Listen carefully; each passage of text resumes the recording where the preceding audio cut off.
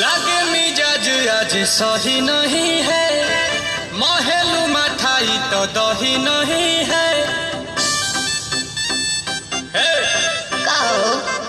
लागे मिजाज आज सही नहीं